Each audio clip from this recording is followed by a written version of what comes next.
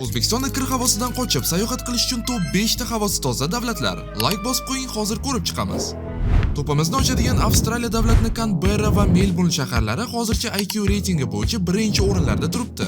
Sababi Avstraliya hududi juda katta bo'lib, u yerdagi aholi soni kichkina Yevropa davlatiga teng. To'pimizdagi keyingi davlat eng boy davlatlardan biri hisoblanadi. Norvegiya Oslo shahri hozirda topda havosi sifati bo'yicha juda yuqorida turibdi. Bu davlatning geografik joylashuvi juda omadli bo'lib, kir havoni Atlantika shamollari butunlay uchirib yuborar ekan. Keyingi davlat Norvegiyaning yon qo'shnisi Finlyandiya davlati. Finlyandiya o'zining katta o'rmonlari bilan boy hamda Norvegiyaga o'xshab geografik joylashuvi juda zo'r. Hamma biladigan shimoliy chiroqlarni ham aynan shu davlatda uchratasiz. To'pimizdagi keyingi davlat yana bitta Yevropa davlati Islandiya kiradi. Islandiya tabiati dunyodagi eng chiroylilaridan biri hisoblanib, ekologiya tarafi bo'yicha ham bu yerda umuman muammo yo'q. Bu davlat o'zini vulqonlari, tog'lari va geyzerlari bilan juda tanilgan. Birinchi o'rinda turadigan davlat hamma sevadigan Shveysariya Alplari. Reytingda Shveysariyani topa olmaysiz, chunki Jeneva, Syurix va Bern kabi katta shaharlarning havosi uncha toza hisoblanmaydi.